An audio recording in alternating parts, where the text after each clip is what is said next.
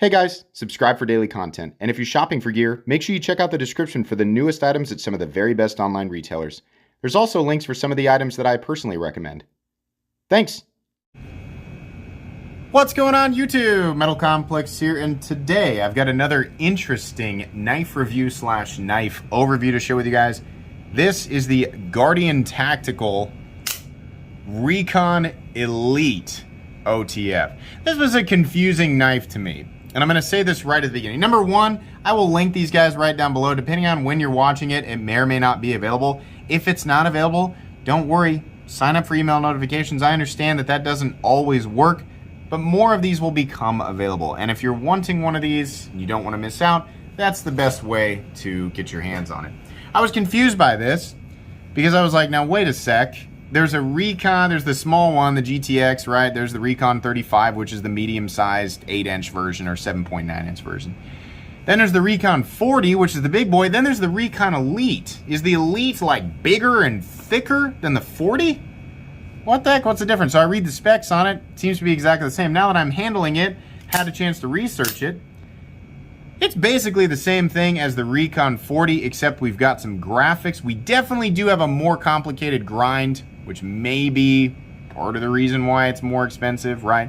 We got this compound ground tanto with the hollow out here at the tip, which is very uncommon, and then the flat down here. We also have some intricate double fuller milling in there, right, and some holes and stuff. So this guy is more expensive than the Recon 40, but for people wondering what the heck is the difference between the Elite and the 40, I wish I had a 40. I have reviewed it. If you want to go back and check out my review of the Recon 40 and the Recon 35 and the smaller guy, you can absolutely do that. So I've handled both. Yeah, it's the blade, the grind work on the blade, and the decals, or not decals, but this stuff right here, right? Other than that, it's about the same. Now, there's still more that I have to say. Because this is very similar to the Recon 40, I'm going to speed through the first part of my review, because I've technically reviewed a knife that is, the Recon 40 is so similar, right? So yeah, and we will talk about comparisons with some other knives that you guys might also be considering in the OTF department. Thank you so much to my generous patrons who are supporting me right now. There's a link for Patreon right down below, and please make sure to follow me on Instagram at metal_complex. Also, I want to thank the person who actually sent the knife in, and that is Zach. Thank you very much, Zach, for sending this in so I can review it. Let's go ahead and get some basic measurements real quick. Overall length of the Recon Elite coming in at, wow, just, yeah, same as the Recon 40, 9.6, maybe 9.7 inches overall. Blade length, about 4 1/8, almost 4 1/8. Cutting edge is coming in at about a little over 3.75, maybe 3.8. People always wanting me to choose between systems of measure. No, you can deal with both. How about some size comparisons that actually make sense up against the, I mean, if you're watching this video, you might be considering buying one of these other ones, all right? So the Microtech Combat Troodon, and how about the Microtech Scarab, right? Ooh, big boys, American boys. These are all American OTFs. Why don't you ever compare against other OTFs from other less expensive companies? Said this a million times, guys. And as far as I'm concerned, there's the Lightning OTF and a couple of other actually original budget OTF designs. Then there's a whole bunch of garbage in between. And whether people want to admit it or not, those companies are copying Microtech. And those companies, I'm not going to say out loud, the ones that are claiming to make their knives in the United States, are not making their knives in the United States. No, they're not. Absolutely not. Some of them are having things sent in pieces from other countries and then putting them back together in the United States, right? That does not mean they're made in the United States. So, no, I will not review them. No, I won't consider them. They're not even in the same ballpark in terms of quality versus this stuff, right? Now, these guys are expensive for sure, and I generally do consider a lot of Microtech knives to be a little bit overpriced, right? But yeah, just so you know, that's where I stand on that. Anyways, Combat Troodon, nearly the same size, right? Not the same thickness for sure, but these are all some of the bigger boys. These and probably the Recon 40 you might be considering. I wish I had them all together, but we will do a comparison between these three.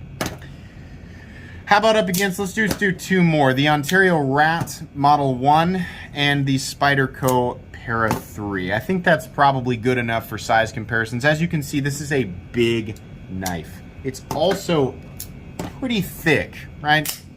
Carry profile up against the Spyderco Para 3. I mean, it's not like insanely thick. As far as OTFs go, though, I mean, yeah. Definitely thicker than the Spyderco Para 3. How about thickness up against the Combat Troodon? Thicker than the Combat Troodon, for sure. How about up against the Scarab? No, Scarab 2. Scarab 2 is a little thicker. This is a fat boy for sure. The screws, I'm not even going to do the hardware check. They're all T6. I like that they're Torx, right? But I really wish they were larger. The Scarab is using T8. It would have been nice to have T6. At least they're not proprietary like the Tri-Wings, right? Like that. Let's see here. Why do I feel like I'm missing something? Oh, weight. We got to weigh it, of course. The weight of the Guardian Tactical Recon Elite is coming in at 6.07 ounces as compared to 5.43 ounces on the Scarab or 5.61 ounces on the Combat Troodon. That's going to vary a little bit. I've got a Hellhound blade, right?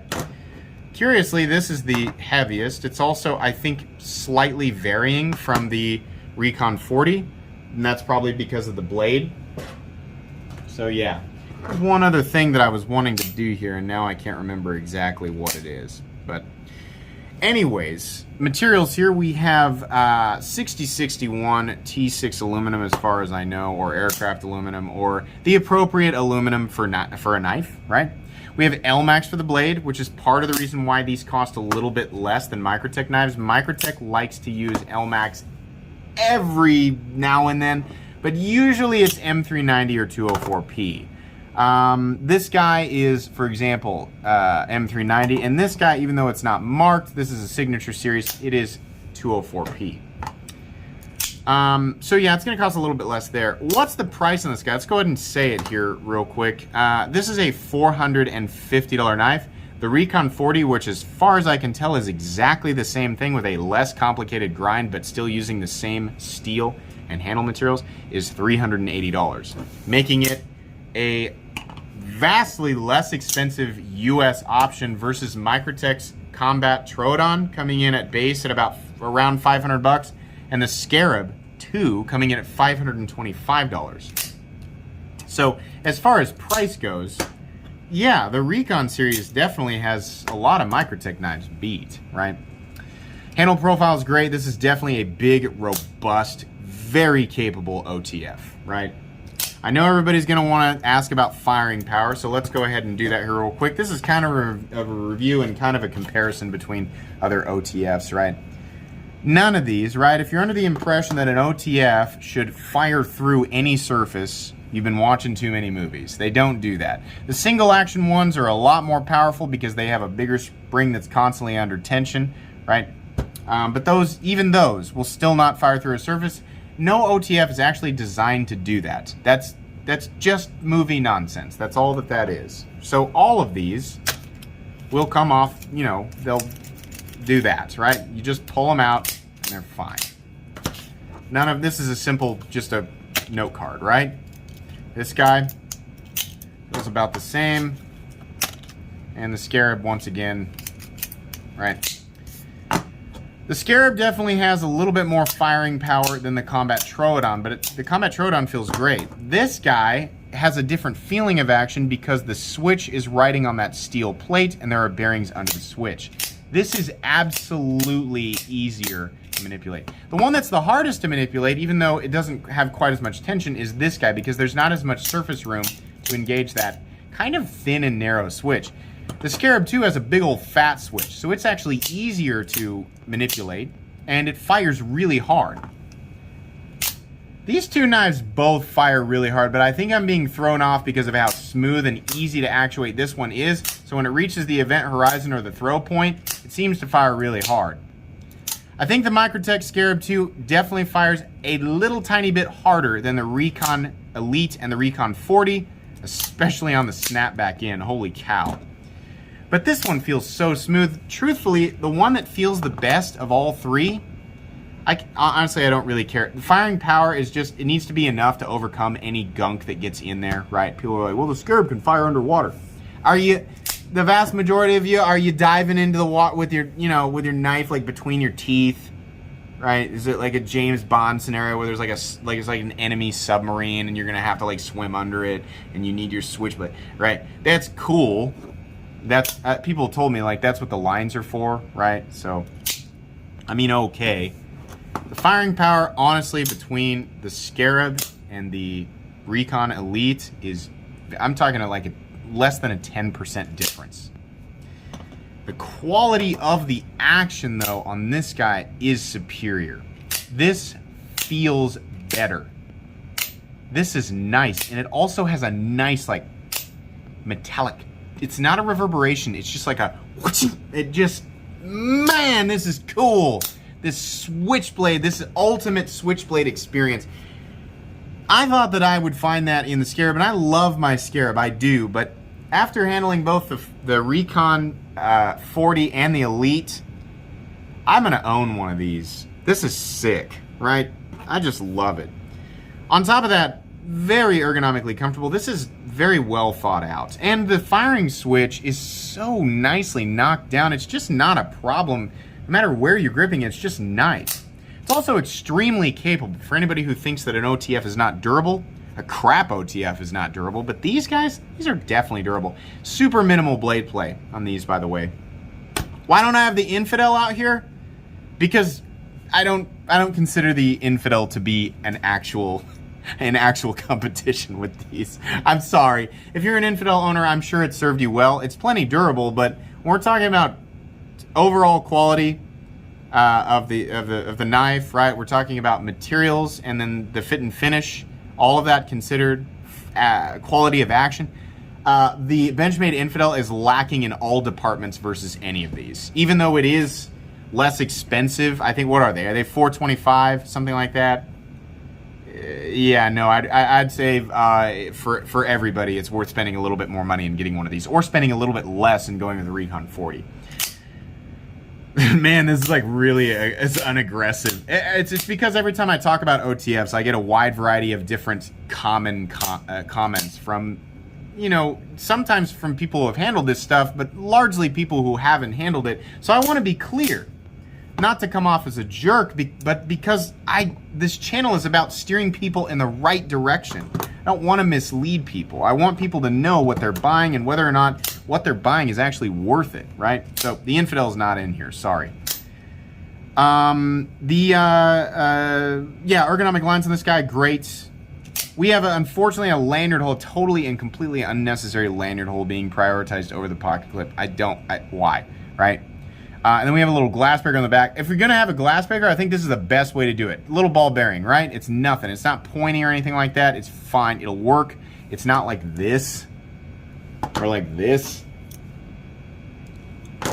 Don't need it. Maybe you would, right? If you're a soldier, I know a lot of soldiers carry stuff like this. Maybe you do need it, right? In that case, I get it. But for the vast majority of people who are buying this knife, we're not doing stuff like that, right? So I get why it's there. If you're gonna do it, this is the best way to do it. The lanyard hole, I don't really like that. Pocket clip is fine. I don't like how it comes down and then comes up and then comes over. I'd like a continuous ramp, but it works just fine. They still use that sort of Halloween, their logo looks like Halloween font. That's fine, no big deal. The Recon Elite version says U.S. Protective Service, standard issue. I honestly have no idea if that's true or not. No idea. It's weird that they've got that. I just don't know. I'm not going to comment on it because I don't know. And then it has this text here. I could do without that, right? Fortunately, they, like I have been saying this whole time, they have two versions of this. They have this Elite version, which has got this really aggressive, the whole thing is a lot more aggressive. And if this is your flavor, if this is your cup of tea, then yeah, go ahead, because you know what? Versus the actual competition out there, versus knives that are actually in competition with it, it's still less money. This is great. But truthfully, you want to know what I think? The best out of all of this stuff is the Recon 40. The Recon 35 if you need a smaller OTF, but if you're looking for a larger US made, and I mean actually US made. If you're looking for large US made OTF, the Recon 40 is 100% the best of all of these. Close second and close third, these two guys right here. I love my Combat Troodon, right? We're talking about all the little elements together. Yeah. I think the Recon 40 is the best large US-made OTF in existence, and it has so many nice quality of life features on it. It is absolutely worth the money. This is still, I mean, it's still confusing as to why this one is 70 bucks more. I mean, is there $70 more work in the blade? Maybe. Maybe. I think it's going to come down to preference. This certainly, I mean, again, we have to consider what we're getting here and the competition. So, 450 bucks doesn't blow my mind, but it's still okay. 380 for the Recon 40, that actually blows my mind. That is amazing that that's what they want. What I am actually going to do is wait until Recon 40s are available again and then definitely buy one because they're that good. So this particular Recon Elite is interesting. It's neat. I'm not personally big into the Tanto and the two-tone and the really aggressive, you know, I'm not personally into that. By the way, when it comes to cutting geometry, it's definitely thick down here. You are absolutely going to get hung up on this. These little things right here, you can see they're like teeth. It's almost like micro serrations in there. That's going to get hung up on stuff. Absolutely, right? So the better cutter is going to be the standard version anyway. But this is cool, and it absolutely has all of the same feelings, like the same luxurious feelings. And honestly, it's one of those situations where you are getting luxury, but at the same time, it's like utilitarian luxury, right? It feels good, and it actually assists in function and, in my opinion, probably reliability. I don't think this guy's gonna misfire. It is so smooth in and out. Oh God, I could do that all day. That is wonderful. These are great. I still love my Microtech knives. For those of you who like the aesthetic of Microtech knives better, go for it. And if you really need M390 or 204P, go for it, right? They're still great. But these are a better deal. These are a better buy. That's what I think. So is the Recon Elite recommendable? Yes, it is, but I would suggest you go for the Recon 40. I think that's just a better deal overall. But this is very cool. I'm glad that I finally got to understand what the heck the difference was between the Elite and the 40. Now, if there's something else that I don't know about, please feel free to correct me. But I dug into that. And like I said, I've handled both, and I really don't feel hardly anything different. The materials are all about the same as well. Zach, thank you again for sending this in. I absolutely appreciate you letting me check this out. All right, guys. That's going to be pretty much it. Please make sure to follow me on Instagram at metal_complex. If you enjoyed this video, leave a like. If you'd like to check out my other content, I do, of course, have lots of videos of knives that are either expensive or inexpensive that I do or don't like, so check those out. And if you enjoy all my content, go ahead and click on that Metal Complex logo right there and subscribe because there's definitely more coming. Thanks again for watching, everybody, and have a great day.